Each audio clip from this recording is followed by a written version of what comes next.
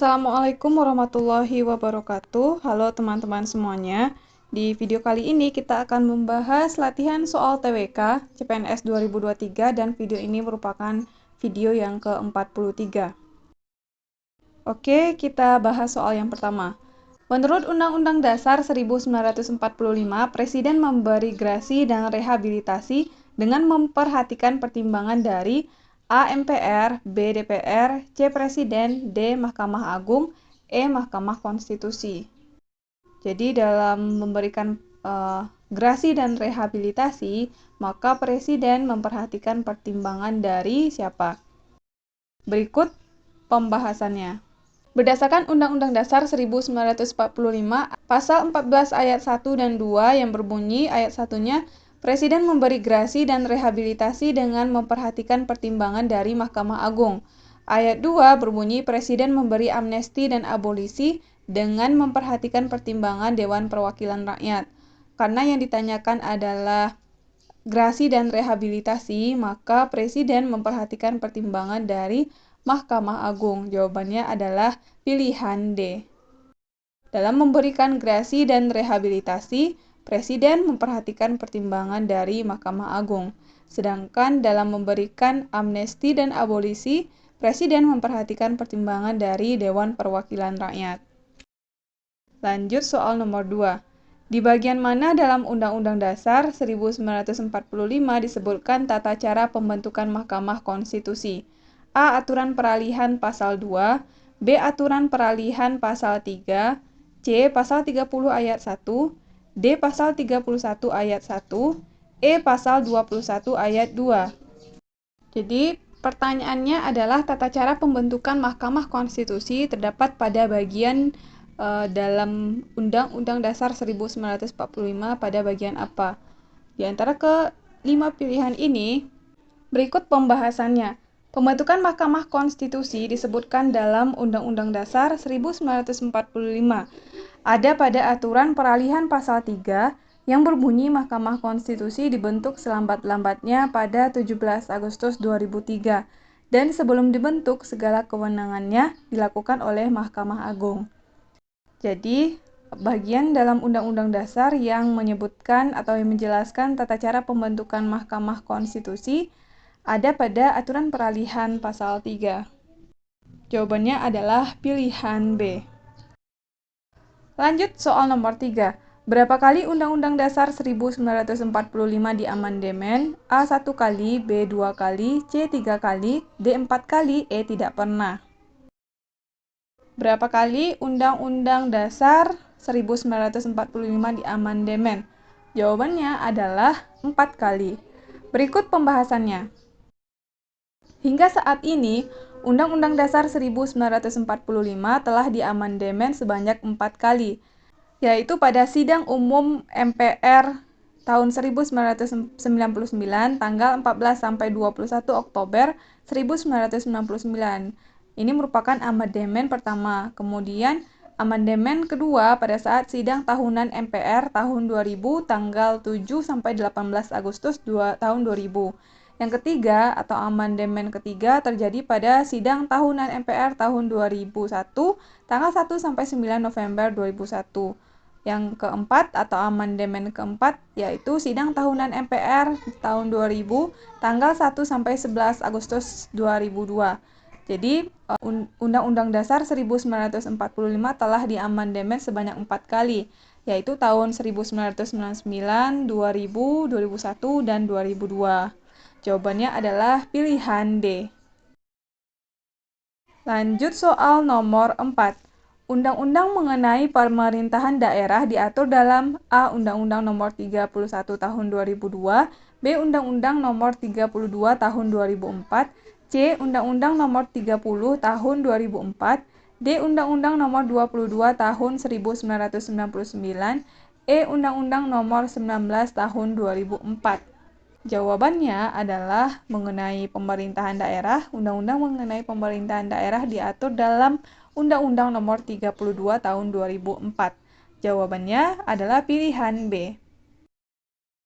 Lanjut soal nomor 5. Pada amandemen Undang-Undang Dasar 1945 keempat, Dewan Penasihat Agung diubah dan diganti menjadi A. Badan Penasihat Presiden, B. Dewan Penasihat, C. Dewan Pertimbangan yang dibentuk Presiden, D. Badan Pemberi Pertimbangan kepada Presiden, E. Dewan Penasihat Presiden yang dibentuk MPR. Setelah amandemen keempat, Dewan Penasihat Agung diubah dan diganti menjadi. Jawabannya adalah pilihan C, yaitu Dewan Pertimbangan yang dibentuk Presiden. Berikut pembahasannya. Berdasarkan amandemen keempat Undang-Undang Dasar 1945 Bab 4 Pasal 16 tentang Dewan Pertimbangan Agung atau DPA dihapus. Diubah menjadi Presiden membentuk suatu Dewan Pertimbangan yang bertugas memberikan nasihat dan pertimbangan kepada Presiden yang selanjutnya diatur dalam undang-undang.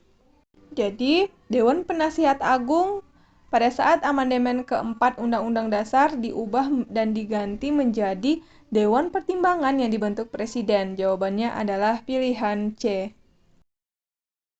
Soal nomor 6. Terdapat beberapa perubahan Undang-Undang Dasar 1945 yang mempengaruhi sistem politik negara Republik Indonesia. Salah satunya adalah adanya pembatasan masa jabatan presiden. Hal tersebut diatur dalam Undang-Undang Dasar 1945 pasal A7C, B7B, C7A, D7, E6A. Perubahan Undang-Undang Dasar 1945 tentang adanya pembatasan masa jabatan presiden diatur dalam pasal berapa? Masa jabatan presiden. Jawabannya adalah pasal 7. Berikut pembahasannya. Pasal 7 Undang-Undang Dasar 1945 mengenai jabatan presiden dan wakil presiden diatur tidak lebih dari 10 tahun. Bunyi pasal 7 Undang-Undang Dasar 1945 yaitu presiden dan wakil presiden memegang jabatannya selama masa 5 tahun dan sesudahnya dapat dipilih kembali. Jadi jawabannya yang membahas tentang adanya pembatasan masa jabatan presiden diatur dalam pasal 7, yaitu pilihan D. Selanjutnya nomor 7. Menurut Undang-Undang Dasar 1945, lembaga negara yang tidak berhak mengajukan rancangan undang-undang adalah A. MPR, B. DPR, C. DPD, D. KPK, E. Presiden. Di antara kelima pilihan ini, lembaga yang tidak berhak atau yang tidak mempunyai hak mengajukan rancangan undang-undang dasar adalah jawabannya pilihan D, yaitu KPK. Sementara MPR, DPR, DPD, dan Presiden memiliki hak untuk mengajukan rancangan undang-undang. Lanjut soal nomor 8.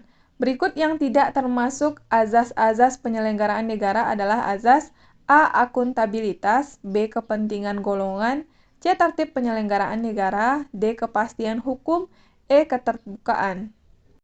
Sepertinya udah jelas ya, yang bukan termasuk azas-azas penyelenggaraan negara dari kelima pilihan ini adalah pilihan B, yaitu kepentingan golongan.